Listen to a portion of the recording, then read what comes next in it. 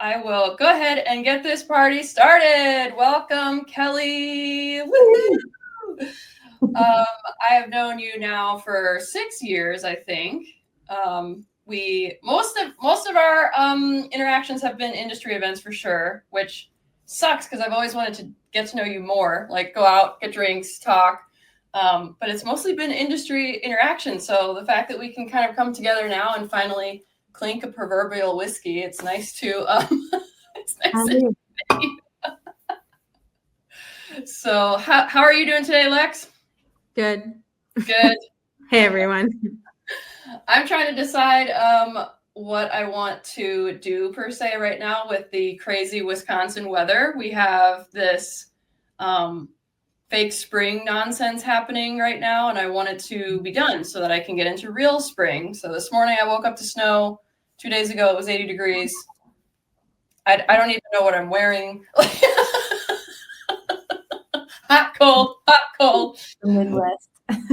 What's the weather by you, Kelly? What's going on in your world? I'm down in Dallas, and it's actually really nice out today. It's like 70, so I can't really complain. But I'm sitting in an office, so But I plan on getting outside after this, at least for a little while. Good plan. What's weather by you, Lex?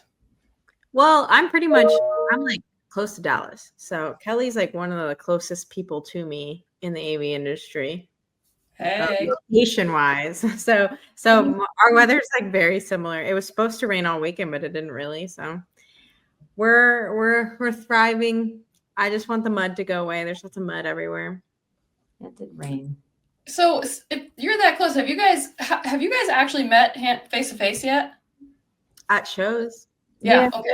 To each other, like very briefly. Very briefly. Yeah. I think it was at a WAVIT thing. Right? At InfoComm last year? Oh yeah. Yeah. That was it. Tweet up. It all kind of blends. Yes, the tweet up.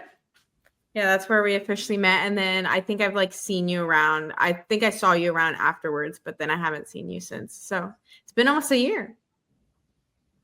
Wow. We're starting to gear up for InfoComm. How about you guys? Yep. Yeah. Lots of prep. We'll see where we end up. Lots of events and stuff. I have to like mentally prepare for InfoComm now because I'm not traveling as much as I used to. So it's like I went on a trip like 3 weeks ago, and normal me would have been packed in like 20 minutes. I wouldn't have even started packing until an hour before I had to leave the house, right? Mm-hmm. And this time it took me like a week. I had to like get the animals taken care of. I had to pick out my outfits. I had to clean the house, and it was weird. It was a weird experience, but I didn't forget anything. That's a win. I feel like since being virtual, like very social weeks for work are a lot harder than they used to be. It used to be very, I don't know, it wasn't different. But then now that I don't talk to people that much every day, it's like exhausting by the second or third day. I'm like, okay, I need some alone time. This is a lot for me. But it's getting easier every year. I'm like learning how to prep a little bit better. This year, my challenge is to pack everything on a carry-on. Don't know if that's relevant to anyone else, but that's my. How many days are you going to be at the show? Probably Monday through Friday. I would not be able to do a carry-on. We'll see. Because usually I have 2 suitcases. So we'll see. Cool. That's a fun challenge. I feel like you need to like put it on social media. If I still had social media, I want to punch social media. Ironically, and I'm in marketing, so that's. Well, speaking of marketing, before we get too far into our conversation, Kelly, please introduce yourself to our listeners and tell us a little bit about your beginnings and kind of where you came from and where you're at now, and we'll kick off our topic for today. Thank you for having me, guys. It's awesome. My name is Kelly Perkins. I've been in the industry for a while in a variety of capacities. I currently work for Sound Control Technologies, SCT. We manufacture signal extension solutions, kits for cameras, codecs, and video bars. And I started out my career in manufacturing, and I feel like I've kind of come full circle. It's a very similar company, actually, similar but different, and it's nice. I've kind of dabbled in a lot of different areas, and it's nice to kind of find just like a little home with really nice people. It's a small private company. I've done a little bit of both, and the fit is really good. The culture is great. And it just is nice to find a home. Yeah. Yes. Yeah, I had a couple episodes ago, I was sharing about how I love my new role at Sony. I'm still there, obviously, but I had to make some adjustments to change and travel. And so I moved over to a different team. And it's so much fun. Like, I get to see this whole new side of Sony, and I get to communicate with a lot of people on a regular basis. So I'm not like bored by any means. So you moved from sales into, what are you doing now? I'm in the service team now. So Okay, I'm cool. working as basically a liaison between the different business units that pull on service, Okay. and then do a bunch of process change management, making sure everybody's moving and grooving as effectively and efficiently as possible. So yay. Yeah, it's a good time. I'm just like you. I'm pretty happy. So I have a unique topic I want to talk about today, and it stemmed from some really great conversations that I had with some distinguished gentlemen in the last couple weeks from the industry. And I had given a keynote speech for a higher ed event. And at the end, there were some questions about being a woman in the industry, what it's like for companies to keep women, and just basically topics around that. And I felt like something that has come out. For one, I'm very happy to have those conversations, to talk more about the culture and the awareness and all that. But I always want to go at step deeper into conversation, right? We're all women in the industry, right? We've been in the industry for a while, so it's not like we don't know what it's like to be one.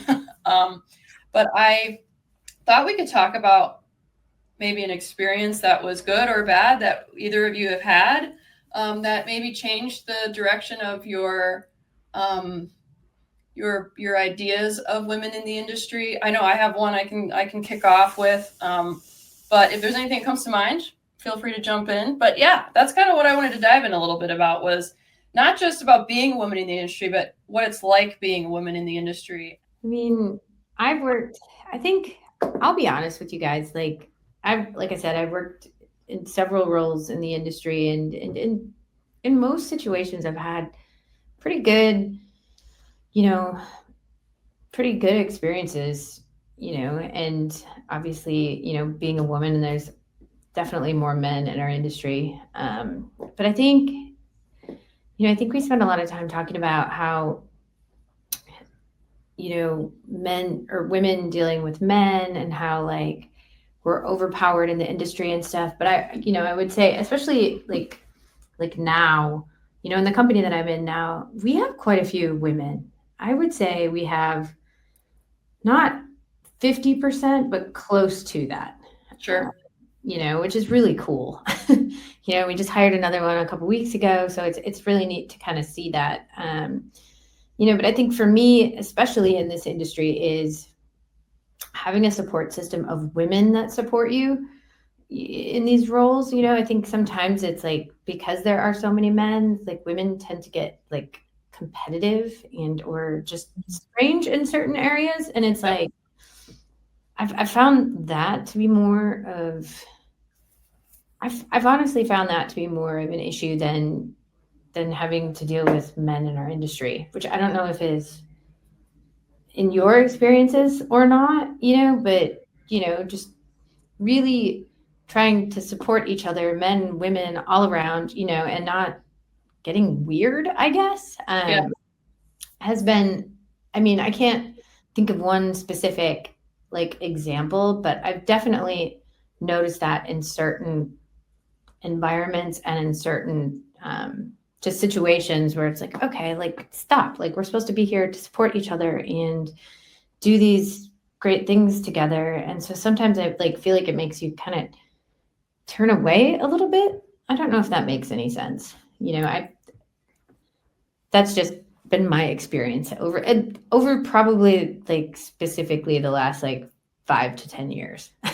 I don't know if you guys have experienced similar things, but Well, you saying that sometimes women get a little bit weird, a little bit competitive, that is something that's been brought up by multiple guests. So that is definitely a universal experience, I feel like, for a lot of us. Maybe I'm on the same vibe as Kelly, but I can't think of any bad experiences right now. Just on a polypositive train. But I do remember the first time I met a woman in the industry who was a little bit older than me and had been in industry longer, who was the first person I could talk to about my experiences in AV or even as a woman in the workplace, and talking about moving up, talking about dealing with like politics in the workplace, talking about dealing with another woman in the workplace who it was like the weird competitive vibes. Like, it was awesome to finally be able to have somebody to be able to talk to you about those like taboo subjects that you don't want to bring up with your coworkers, because then that could be like a weird line that you're crossing. Yeah. But I remember once I had like just even that one person, I felt so much more comfortable in the industry just to be able to chat with somebody. And I'm actually sure that works in any industry, but yeah, I definitely don't think Kelly's alone in that. And then that was my positive experience. Yeah, I'm not alone in that either. I completely agree with what you're saying as well. And I have felt that same way. And I actually have personally have had, I mean, I don't want to say this concretely, but I feel like I have had more tensioned experiences with women in the industry than positive ones.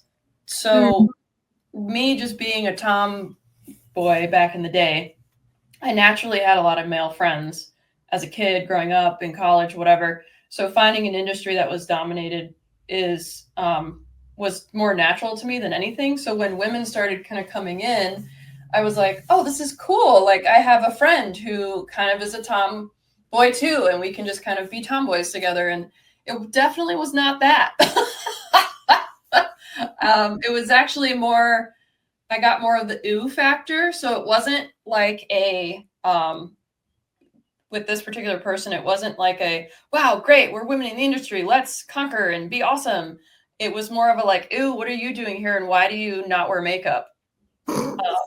So it was quite the adjustment for me, but that also kind of gave me the foundation, I guess, of working with women. And now, of course, I've changed, matured, nurtured that perspective to be more of a healthy one, and one that's actually connected to good experiences with women. Like, for instance, I have a hive that I reach out to whenever I feel like I can't quite figure something out, whether it's about business or if it's about a personal experience inside the industry or whichever. And that's really wonderful, because all of those women are powerhouses, and it's not just me kind of whining to a group of people that don't care. It's actually a collaborative experience. right. But yeah, it is an interesting thing. I'm glad that we all kind of have that same, what do we do when we walk into a room of a blended team and immediately we get fangs and knives and our hives are heckled up with the women that are in the room? Like, why does that happen? I don't know. Yeah. And on the other hand too, it's like I was saying, like, and it's not everyone, man. Like, there's so many good people, and like, I mean, just this week, we have a small office here in Dallas. Our headquarters is up in Connecticut. So just within, my company, I mean, there's more women in our office here than men. So it's like, and everything's super freaking cool. And it's like awesome to get to work with such a, diverse group of folks. So it's fun, and it's interesting. I think we just sometimes like get ahead of our skis and just need to rein it back, and because it's just AV. Yeah. It's not that serious. I think you said that before, Lex. I have to remember that myself of that Just like, it's not that serious. It's fine, especially working in marketing. Like, there's no emergencies, or if there are, it's pretty non-consequential. Yeah, I like the idea of thinking about. I'm just like thinking about some experiences that I've had with women who've come at me, basically either threatened by me or have some, disconnect with my personality or whichever. And I remember walking away from some of those experiences like, man, if we could just connect, we would be so successful together. Like, if we could just figure out how to overcome whatever those nuances are, we could be really successful. And so I guess there's been some areas where, I kind of keep those experiences in mind and try not to exude a closed mind around either new women that I'm meeting or women that I've known for a while and I'm still trying to have a decent relationship with, or, it's not all bad. Like Kelly said. Oh my God.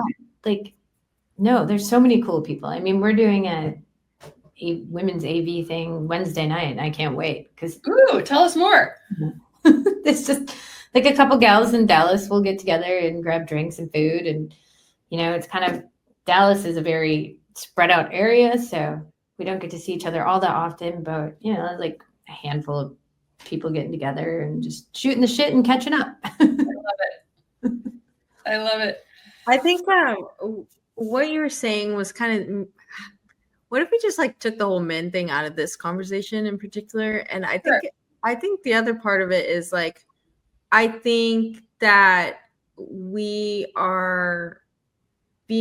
acting weird towards different personalities. Does that make sense? So it's like, if there's a woman who's like a little bit more on the like powerful, outspoken side versus somebody who's a little bit quieter versus somebody who's a lot more like, feminine forward or masculine forward or whatever and whatnot, and just like learning just to not have that be, I don't even know how to say what I'm saying, but I hate that you felt that way. Like, I feel like it's just a different personalities, and it's like, I feel like it's not that hard to just be cordial and be nice and hopefully not feel so judged walking into a space, because imagine if that had been your one and only interaction and then that's what they perceive of the women in the industry. That was just kind of a bummer, that it was just like, okay, maybe in this part of the conversation, it's not about the men kind of taking away the equity, but maybe the women to each other.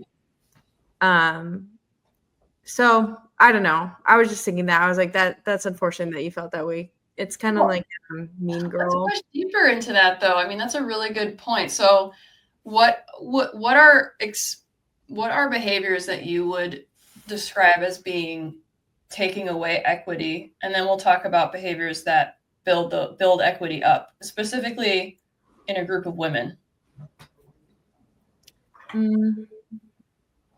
Let's start with the negatives, since those are always the yucky ones. We can get them out of the way. I think anyone, it could be said about any gender, but like just being like demeaning or judging somebody by maybe the way that they're dressing or the way that they're speaking when it has like nothing to do with them as a professional. Different situations like that, I feel like, are easy to avoid if you're a decent person. I don't know. I feel like you just need to be cognizant of that. Like, it's just sometimes I get really annoyed. And again, maybe it's not that serious, but I get really annoyed because I'm like, okay, we're all full on adults. Just pretend to like people. Like, you don't have to hang out. You know what I mean? Like, we're at events, like, let's be cordial. But yeah, there are some things that maybe go beyond that. Yeah, I think it's just humans in general. Yeah, I think that that's definitely a point. I like your comment about it's just humans in general. I thought about starting a campaign called Humans of AV just to point out, like, we're all normal. We're all just trying to do our jobs, But I think too, a negative behavior could be maybe purposely pushing another woman out of the way for either a promotion or a job change so that woman can stay there. Or another option would be just refusing to get along with them inside of a project. If we get something from whatever I'm trying to say, like a project assigned to us or whatever, and then there's just constant conflict there. I agree with you that it's, it is fluid between really just humans, but and I'm really not trying to be negative. That wasn't my intention. No, we're just sitting on the negative spot for a second. Starting to I love you guys, and I love most people. It's just.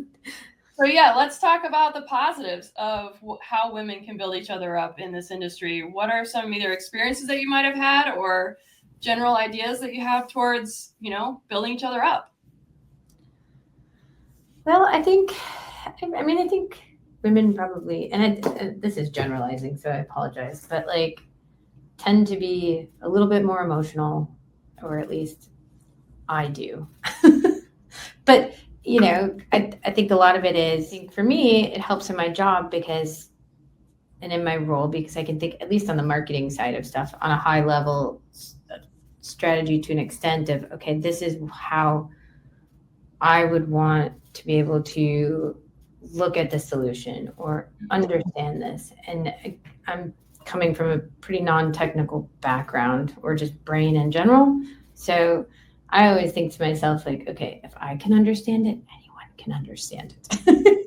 Tough question, right? Like it's like I've never had to sit down and think about it. Well, do we want, because I think what we've been saying a lot is like, okay, we want to be treated the same, but that's equality. So what is going out of our way to create equity for, anyone? I'm trying to think about like what would go above and beyond that. All I could think of is equality. Like, I just want to be treated the same, but then sometimes that doesn't put you in the same place as it would put somebody else. So yeah, what is the thing that goes above and beyond that creates equity? I think I think part of it is just having to kind of prove yourself a little bit, and I don't even want to say prove yourself, but gain trust. Yeah, I like that. Within your organization, within the people that you're working with. Like, I've been at my company now for 9 months or something, so it's like, you have all these new personalities, and my company's been around for almost 40 years. So like, been around for a long time, and it's a family business, and it's they take hiring very seriously. Like, it's a slow process because they don't want to have to let people go, or have to be a bad fit or this, that, or whatever. So it's just, there's runway of, I think, gaining trust, but I think that's also important, because you don't want to just say, okay, here, do all of this stuff, or I completely trust you right away, but kind of gaining that level of trust. And it goes both ways, right? Like, and it's with the owners of the company, it's with my colleagues, it's with, it's cross departmental of, let's trust each other that we know we're doing the right thing for the company. Right? And I think once you get to that point, and I think that also kind of, goes beyond gender roles. It goes beyond, your actual job role or department, because you have to be able to trust people to get your job done correctly, So I think, and it takes a while to get there. So I think again, I feel like once you get to that trust level, like, that quality starts to kick in. That level of respect, that level of, this, she knows what she's doing, or he knows what he's doing, kind of thing. I can trust her to do that, or let him run with it. And then I think it kind of starts to build itself, and I think it's just, I do think that takes a little bit of time, and probably longer than it should. Because I think there are, and we all do that, right? Like, we all have immediate observations of people, right? Or, like they say, you don't judge or whatever, but everybody kind of does to some extent, so to be able to get to know your coworkers or your customers, your partners, or whomever, to get beyond that, initial, I guess, Awkward reaction. phase. Yeah. Yeah, then I think that equality in that respect kind of comes along with it, and that goes outside of work too, right? You start to get to know someone and like, oh, this person is entirely different than I initially thought, right? I don't know. Now I'm just spewing stuff. So I feel like that means just keeping somebody in mind, and Yeah. and by keeping them in mind, and thinking of opportunities where they can prove themselves, or bringing them into the conversation. Like I've kind of had a new manager recently, and he purposefully brings me into this conversation, even though I didn't necessarily have to say anything, but by creating a space for me to offer my input and start creating that trust as a professional who has valuable opinions, kind of like Kelly, where if I can understand it, a lot of people can understand it. So kind of putting that in there, especially for teaching people about products. But it's the whole idea of keeping people in mind, which kind of side tangent, but I was reading a book and she was describing somebody that was so good at introducing people. And what that person did was every time they introduced somebody, they would say oh, hey, this is my friend, blah, blah, blah, blah. They are from whatever and whatnot, and they're really great at whatever and whatnot. So it instantly kind of gave those talking points. But ever since I've read that, I've been trying to keep specific, or keep kind of an idea of the specific skills different people on our team has. So if I'm in a meeting, I can instantly kind of start thinking of somebody being oh, this person's actually really great at, I don't know, Excel sheets. And I just know that that's a quality about them that they really like, or they're really good at thinking this type of way. And this would be super beneficial in this meeting. And then being able to keep them in mind and bring them in on something that could be, you would have never thought to initially include them in those types of meetings and projects. So I think that was, I feel like that's also kind of a facet of it. No, 100%. And well, yeah, and just because we all have our strengths, right? So let's capitalize on those, and introduce people or tell people, or just offer a compliment here or there. I think goes a long way. Yeah, and Chrissy, even your position that you're in right now, that was based on they saw skills that you had, and then somebody gave you the opportunity to be able to use your skills to kind of create the position that you're in.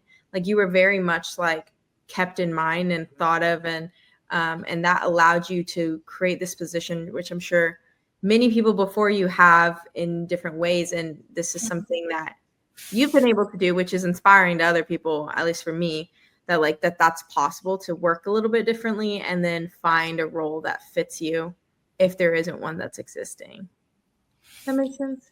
Yeah, totally. And I love where this conversation is going, because I don't know if I've ever put two and two together with trust being the foundation of equality among women, and really at this point among the group of coworkers. I mean, that makes a lot of sense. And I struggle with this thing that has bothered me and annoyed me for almost my whole life, is the whole idea that things aren't microwavable.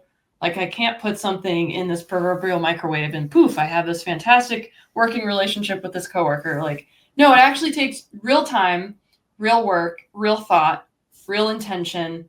And something that I've really enjoyed in the last 6 years of my career is seeing the results of the work I just talked about coming to fruition. For instance, if I have a problem with something I really can't understand, like Lex, I kind of think, oh, I need to go call so-and-so about that, because they'll know. We might not have the tightest relationship, but I know that they have experience in that. So there was a period, I think we all have had at some point, I'm sure, of, am I right for this industry? Am I going to stay in this industry? And when that point in my career came, I'm glad that I stayed, because the relationships that I have, I can't wait to see what they're going to look like in 10 years.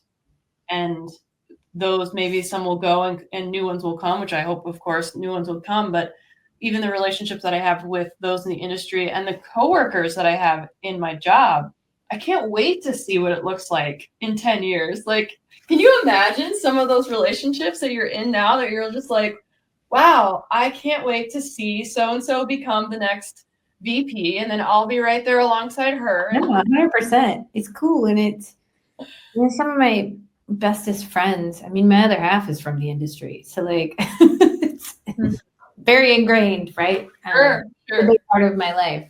My therapist thinks it's like the weirdest thing ever, but invite your therapist to Infocom. That'll be fun. So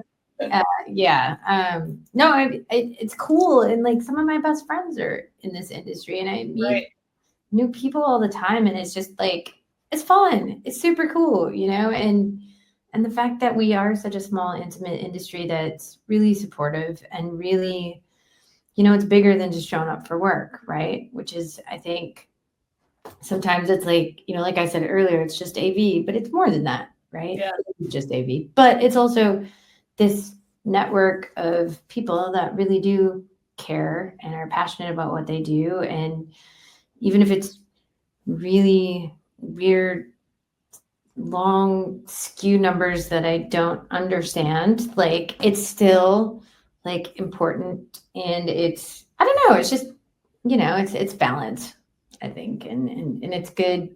It's a good group of people. Yeah. I think in general, that's how I feel about the industry itself. And I think Infocom is a great opportunity for all of us to kind of,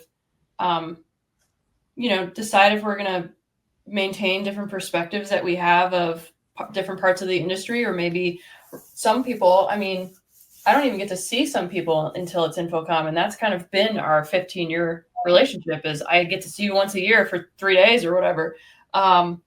And even in those instances, though, I've learned, I'm trying to think of like the very first woman I've ever met in the industry. I have to think about that for a little bit and find out if I still talk to her or not. But I think that's pretty cool. One thing that I feel like we've answered all of the questions that were posed in the beginning of this topic. And one thing that has really stood out to me is that it's important for a company and for a group of individuals within a company that are trying to learn how to support women, is to create opportunities for those people in that team to connect, whether that's putting them on assignment together or putting them, like Lex said, bringing in their strengths intentionally to fix said problem, kind of paving that way. And I think that's not only a great way to build equity within a team, but also a way to really raise the standard of the company itself. I mean, I would assume that if that's done even in one department of the company, that eventually that will start spreading into maybe even becoming a standard of operation. Yeah, I think you could do it with any size company, whether you're small or large. Like my last company, we put together, we did like a values exercise, right? Like, what are the values that we stand for? And people get really excited about that type of stuff. And they should, because they're important, and you want them to align with the organization that you're working with, that you're spending all this time with, that you're, pouring your heart and your soul into, and connecting with all these people to create something bigger than just, a product launch or something, but, or revenue. But it's whether it's a department or a small company. I mean, I think just by, like Lex said, like involving people that maybe wouldn't normally be involved, or asking people questions, or making people feel inclusive, or, just reaching out to people, in your organization, how can I help? Or thanking someone. Like, yeah. It's stupid, but, and little, but I think it's so important, because I think we all get kind of stuck in our own little boxes sometimes, and it's good to kind of reach out a little bit. Yeah. I think another one that I'm learning is like not letting other people's opinions on certain professionals in the industry jade my own opinion of them. Mm. I think there's, some extenuating circumstances, but then that's also one. I think at the end of the day, I feel like this conversation is just about being good coworkers and professionals in the industry, and like being very purposeful about number one, how you're treating people, but also listening and really seeing them for the value that they offer the team. And at the minimum, that if that's your coworker or if they're your friend, then seeing them as more than that, but like making sure to mark those points and making sure to mention that in different circumstances and rooms that they're not in. That's happened a lot of where I am right now, in WAVIT, DSF, different things like that. It's because somebody mentioned me when I wasn't there, because I wasn't high enough or privy to the conversations that, I was brought up in. And so I hope to be that for somebody, but then I can't be that if I'm not purposefully seeing like, okay, Kelly has been looking for this, or when she spoke to me about this last, or, she's really good at this. So I'll make sure to mention her in these conversations. Like, I just want to be very cognizant and purposeful and not just meet people just to meet people, but to try to be as helpful as possible, especially in this economy. I feel like people are getting laid off left and right. Yeah. So I'm like really, really trying to try to go out of my way to, mention people who are struggling or trying to look for something, and maybe be encouraging in that way, because I know if I was in that case, like I would want as many people advocating for me as possible, because some jobs don't even go on the job boards. You just don't know about them unless you know people. So I think that's like kind of the biggest thing on my mind lately. It's starting to get personal, like how many people around me are like getting laid off. It's like, wow, like it's such a bummer. Well, every time you talk, Lex, I always have like 4 things that come to mind. Like everything you say is so dynamic, so I appreciate that. One thing that came to mind was you mentioned becoming more intentional with your connections that you have, and maybe even the coworkers that you deal with every day. And I remember a shift for me in my career when I was this young buck full of excitement, like full of passion and full of, spit and vinegar. And all I was doing was kind of trying to gather as many people in the industry as I possibly could know, right? Like, I'm going to go meet this person, grab their business card, meet this person, grab their business card. And then first part of my career was almost like a challenge for me. How many business cards did you walk away from this event with, And it makes it fun, which is good. It's not meant to sound malicious, but it does, with all the talking that you do in events, it is nice to just kind of add a little fun to it. But I would say, I think right before I moved to Avixa is when I really started putting intention into my conversations with people. Mm-hmm. And I still have good relationships with people from even that back then. Every time you mention microwaving, I think, did you guys ever watch Phil of the Future? No. It was like a Disney Channel show, I think.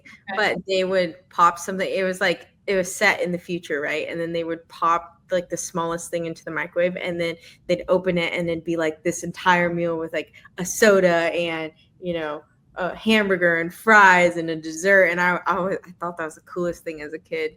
I thought we'd be there by now, but no flying cars or microwavable full meals yet. I always think about my mom, who wrote microwave cookbooks. When you keep saying microwave.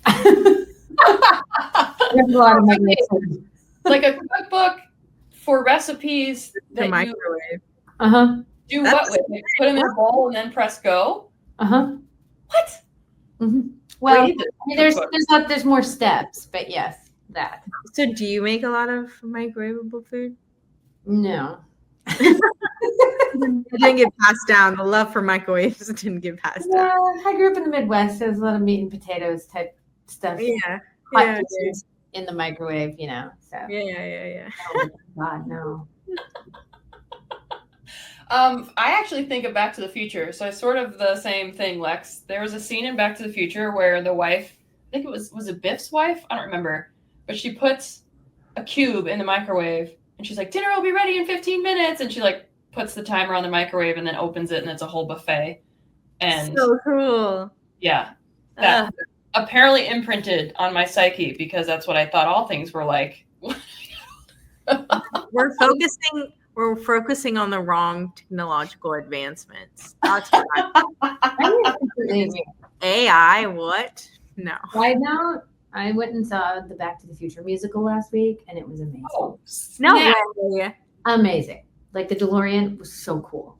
I can't believe they made it into a musical. It's fantastic. So if you get to see it or it comes your way, it was amazing.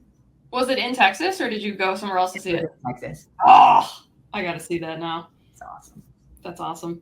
I feel like Dallas is so close, but so far from me. Close enough that I'm like, I could have been there. Far enough, I'm like, realistically, 3 hours to go see.